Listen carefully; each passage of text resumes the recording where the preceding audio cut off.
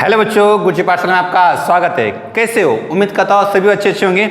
आज 17 जून का बिंदास क्वेश्चन आपके लिए लेके आया हूँ। तो देखिए क्वेश्चन क्या है। क्वेश्चन में क्या दिया है, एक ए आपके पास सेट दिया गया है जो कि नेचुरल नंबर का सेट है 1 2 3 अप टू दी 7 तक, और बी जो दिया गया है एक ऐसा सेट है जिसमेम पी बाय क्यू है, और पी और क्यू जो है ये एलिमेंट बिलोंग कर रहे हैं आपके ए को ही, और पी की वैल्यू से बड़ी वैल्यू आपकी क्यू की है। And HCF of the P and Q का जो एचसीएफ है, हाईएस्ट कॉमन फैक्टर जो है वो पी और क्यू के एलिमेंट का वो 1 आना चाहिए। ये बातों को ध्यान रखना है। हमें क्या निकालना है, हमें निकालना है नंबर ऑफ बी के जो सेट बी बनेगा उसके नंबर ऑफ एलिमेंट हमें निकालना है। तो पहले बिंदास क्वेश्चन है, थोड़ा देखेंगे कैसे ट्राई कर सकते हैं। तो देखिए आप लोग यहाँ पे सॉल्यूशन में ध्यान रखेंगे कि यहाँ पे आपको केसेस बनेंगे। क्या बनेंगे बच्चों? केसेस। अगर आप मान लेते हैं कि अगर आपने मान ली सर, अगर मान लीजिए मैंने P की वैल्यू क्या क्या ले सकता हूं, तो आपके पास ऑप्शन से 1 से लेके 7 तक आप जो चाहे वैल्यू ले सकते हो। मान लीजिए आपने P के लिए 1, तो देयरफॉर Q क्या हो सकता है? तो 1 हो सकता है क्या? नहीं, Q, क्योंकि Q आपका P से बड़ा है, इक्वल टू नहीं, ग्रेटर है। ठीक है, तो आप P के लिए क्या ले सकते हो बताओ? तो यहाँ पे ले सकते हैं 1 ले सकते हैं, नहीं ले सकते सर। 2 ले सकते हैं क्या? बिल्कुल। 3 ले सकते हैं क्या? बिल्कुल। 4 5 6 और ये 7, ये हमारे क्या होगी बच्चों? हमारी P अगर 1 है तो Q आपका 2 3 4 5 6 7 तक आप लोग ले सकते हो। सिमिलरली अगर आपने P के लिए 2 लिखे तो आपका फिर Q इजगल टू क्या आ सकता है? तो ऑब्वियस सी बात है, आप 1 तो पुट नहीं कर सकते, 2 भी पुट नहीं कर सकते हो, क्योंकि Q की वैल्यू P से बड़ी होना चाहिए। तो इसका मतलब यहाँ पे आप लोग पुट कर सकते हो 3।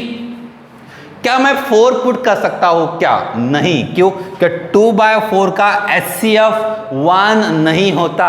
2 भी तो होता है, 2 के 2 भी आता है, 4 भी आता है। इसका मतलब इसका HCF 1 है बच्चों, नहीं है। तो आप लोग यहाँ पे अगर 2 है तो यहाँ पे आप लोग 4 पुट नहीं कर सकते, क्योंकि इसका हाईएस्ट कॉमन फैक्टर 2,4 का 2 होता है, इसलिए ध्यान में रखेंगे। तो यहाँ पे 4 पुट कर सकते हैं क्या? नहीं। 5 पुट कर सकते हैं? कर सकते हैं। देखो 2 बाय 5 हाईएस्ट कॉमन फैक्टर कितना होता है बच्चों? 1 होता है। उसी वजह से 2 बाय 6 पुट कर सकते हो क्या? नहीं। 2 बाय 7 पुट कर सकते हो क्या? हाँ, इतना हो गया। उसके बाद में अगर मान लीजिए अपने P की वैल्यू अपने पुट करे सर 3, तो Q का आंसर आपका क्या हो सकता है? तो आपका आंसर होता है सर 4 आ सकता है क्या? आ सकता है। 5 आ सकता है क्या? आ सकता है। 6 नहीं हो सकता, क्योंकि 3,6 का जो HCF है वो होता है 3। तो 6 हो सकता है क्या? नहीं। 7 हो सकता है क्या? हाँ, हो सकता है। उसी तरह से अगर P की वैल्यू अपने अगर पुट करे 4, तो Q आपका क्या हो सकता है बच्चे?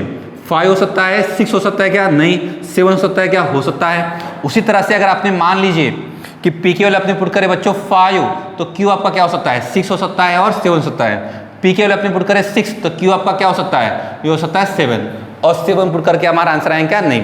अब यहाँ पे देखिए केस क्या बनेंगी आपका? एक बनेगा 1,2 1,3 1,4। अब जो एलिमेंट यहाँ पर आपके आए हैं वो आप लोग आपके केसेस बन सकते हैं। तो आपके केसेस कितने होंगे बताओ? 1 2 3 4 5 6। इसमें कितने बच्चों? 6 7 8 9 10 11 12 13 14 15 16 और 17।